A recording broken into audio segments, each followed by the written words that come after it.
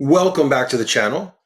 In today's video, I'm going to do just a basic portfolio review, where I am for the year in both my Composer account and my Schwab account. So let's start in Composer, which is my favorite brokerage. So we're going to minimize here. So cost basis in Composer is $290,000. For those of you who follow this channel, I actually had to switch from my LLC to an individual and did it mark to market. So you can see January 11th, I opened it. Most of the 290 went out by January 17th. So it's year to date, but it's really January 17th to May 19th here. So you can see up about 44,000 or so today, up a percent.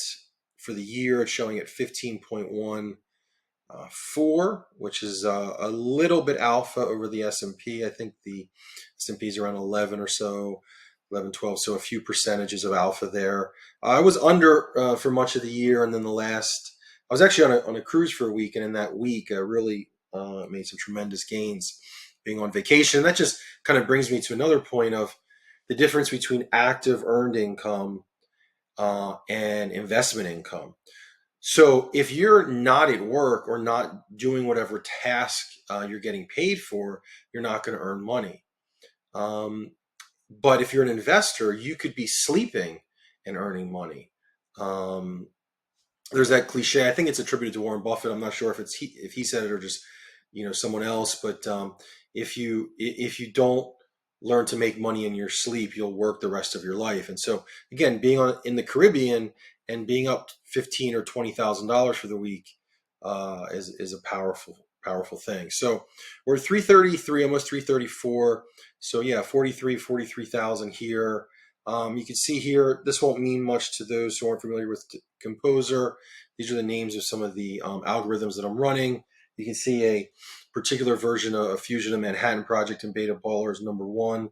It's a 39.4 yearly return, followed by a couple others here. So you can see this is like the leaderboard, if you will, of my 100 or so algorithms. So like you can go down here and see this is up 2.76 cost basis.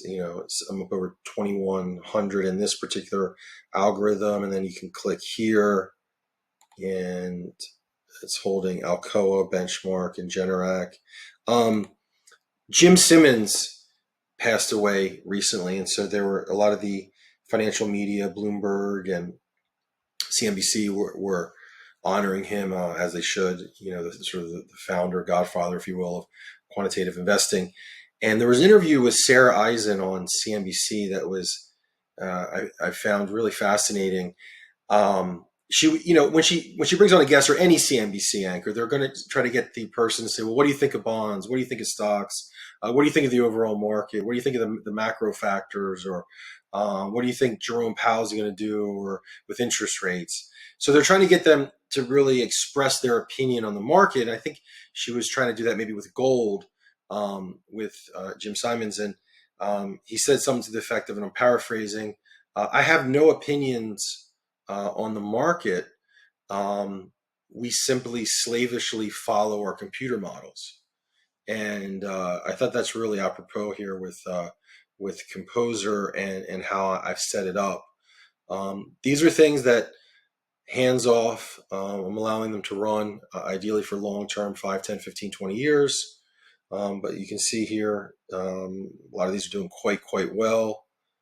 I love this name here, Thales of Miletus. And so when you click on, let's click on this one, the top one here, just to give you a sense of what it shows. You can see here, annualized at 269.9, max drawdown, it shows the sharp. Their app actually shows the cumulative return, which I hope they add right here where my cursor is.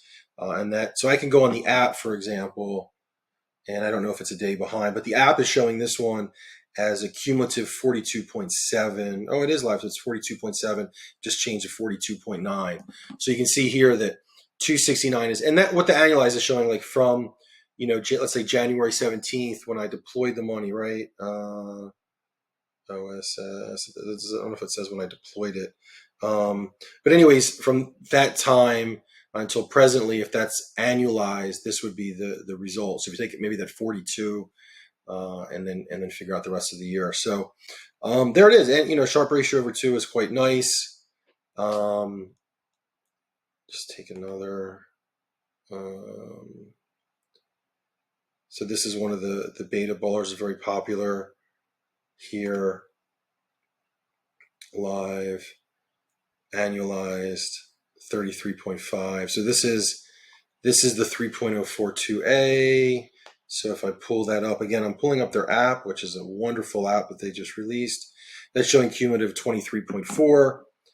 Max drawdown of 33. So many would look at this using portfolio theory and say, even though the annualized is showing 95, even though the cumulative return is presently 23.4, that max drawdown 33.5 is unacceptable to me.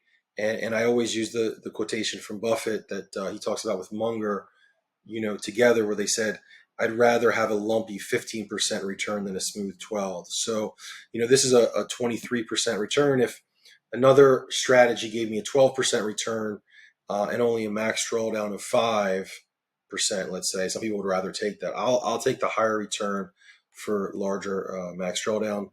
The young kids on the internet use the term diamond hands. I would use the term temperament there. But whatever term you use, it's essentially being able to endure volatility and do nothing through volatility. Simply sit on your hands, which many people their inability to sit on their hands in volatility is what will make them a poor investor. So, okay, so that's that. And so Composer doing quite well over, 290 here. So we're at 44,000 here. Now let's switch over to Schwab. Now with Schwab, I've been doing some options recently, specifically selling options, selling premium. And what I'm doing with that is I'm taking the option premium, which, some months is 3,000, 5,000, 1,000, and reinvesting that into income ETFs. So a lot of option ETFs with higher yields. I'm going to do that through 2023. 2024, I'll continue to buy income, but I'll switch it. It'll probably be like maybe some preferred shares, funds like PFF, PFFA, and then maybe some of the PIMCO funds, some closed-end funds. What is it? PTY, PDI, PCI, PCM, just some of the, and it might not just be PIMCO, those are just on the top of my head. But so basically just shifting what I'm purchasing from the premium to throw off income. Because what I'm trying to do here is my goal is to make this portfolio, the Schwab portfolio, an income portfolio. Presently, it's throwing off about $1,500 a month in dividends. My ultimate goal, or not my ultimate, my first short-term goal with it is to get it to $2,000 a month in dividends. So let's say I'm collecting 2,000 in premium plus 2,000 in dividends. That's 4,000. Eventually, I want it somewhere between 5 to 10,000 in dividends alone, and that would enable me never to have to do the 4% rule, which is people generally sell 4% of their assets in order to use that as income. My aim here essentially will be to allow the money and the capital to compound and only touch the dividends. And, I know that some financial advisors can show you some Monte Carlo simulations and different things, saying that's not the most ideal. It's just how I think. I just don't want to sell positions and sell assets to survive. I want the assets themselves untouched, essentially allowing for income. So they have a cool thing here, which is showing, this is on Schwab, showing investment income, and this is estimated. And so you can see here the next 12 months. If you go 20, it's at 22. So my next goal is that 24,000 number, to continue to buy ETFs and other assets that pay dividends to get this up to that 24. The short term. Long term, I want this number at 60,000. That's again in a 5, 10, 12 year time frame. So that's the next 12 months. But if you go 2024, see it's a little less in the next 12 months. So it's at 21. It's averaging 17. Again, I want to get that to 2,000. So you can see like this month, for example, I've collected 1255 and there's another 639 before the end of the month. June looks like a really nice month of dividends, 2,300. July, 22. August is a little lighter. September's a great month. October is probably the lowest. Moving forward, November. So you can see I'm flirting with that 2,000 here. This one is pretty way off the 2,000, but even in this one, 24. So, even the ones like, except for October, like this one's over 2. This one's flirting with it at 17, over 2, 23. And this one is at 19, I guess, if this holds. 600 plus the 2 plus the 100 here. So, I'm flirting with that number. But if we go back here, just to give you a sense, and actually the balance is 10,000 higher, because if you scroll down here, when I sell premium, when you're selling puts and calls, it's going to assign a value to buy the position back, which I don't do. I either get assigned or let it expire worthless. So if you actually add 10,661, so just add, it's 594, 595. So this actually would be a little higher. And you can see that the Composer is outpacing the Schwab by a few percentage points, which I'm not surprised by that at all. But you can see year to date, basically, this really is closer to 70, but let's just, say it's 60 and the other is 44. So over $100,000 in gains in 2024. So very, very happy with that. It's not even halfway through the year. So we'll see what the rest of the year holds. And I kind of like having the different strategies where the Schwab is going to become that income source ideally, and the Composer is going to just simply be allowed to compound. To quote Munger, never interrupt compounding unnecessarily. So the idea is never having to sell in Composer and withdraw for survival or cash flow needs, that money can just continually sit there and compound. And if you look back, now this was transferred. This is actually, if you look here, this is November 7th. So, because that's when it was transferred from TD Ameritrade. So even though it's saying it's a year, it's really going back to November. So from November 7th, and that's kind of when the rally started towards the end of last year, this account is up 121,000. So again, no more than 2 year because it was transferred. It's from November 6th, 2023 to today, over 120,000 just in the Schwab. And then they have another cool feature here, portfolio performance. Let's see here, camera on, there we go.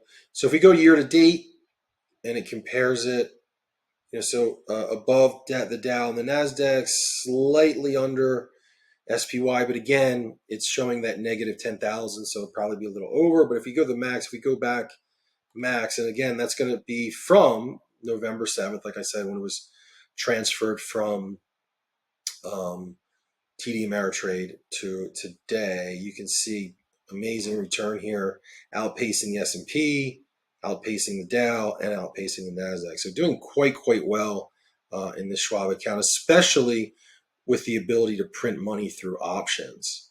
So, and then the last thing I'll show here for today is this.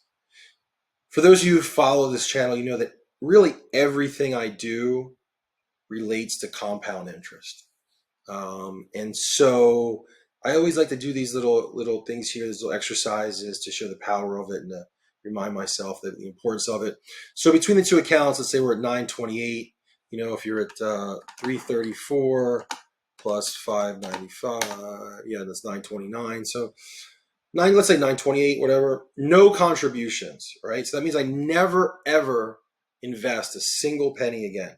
I just allow this money to compound. 10 years, I put it at 15% and 3% variance, so it's going to show 18. It's going to show 12. And you can see that at the 15 in 10 years, 3.7 million. At 18%, 4.8 million, and at 12%, 2.8 million. Now, if you want to get a little, to show the power of compound interest, we go 20 years. So I'm 44. So I would be 64. 15% is 15.1 million. 18% is 25.4 million. And 12% is 8.9 million. And that gives you a sense. And now we can play, monthly contribution. So we're at 15.1, 500 a month over the next 20 years. So it didn't really do that. It took it from 15.1 to 15.8. It took this up a couple million, it looks like. Yeah, monthly. Yeah. So it's still, still 700,000 over the 20 years in improvement there. So just want to showcase that. And you can kind of get lost in this. I mean, you can start doing things like, okay, so now let's take out the 500, but let's say, last year was at 33%. This year annualized out, I'm around that, but let's say something like 20%, right? So let's say, Buffett, those guys are 22, Icon at 29, but just like 20, you can kind of 20 years. So it's going to show 23 and 17, 35 million at 20%, 58 million at 23%, and 21 million at 17%. So you can see the difference there in the 5 percentage points between the 15 and 20 is pretty tremendous in the long term. So there you have it. That is it for today. Any comments, questions, always appreciated. I really enjoy doing these portfolio updates and we'll continue to do them. Hopefully the rest of the year continues along this line, and we'll see. Ciao.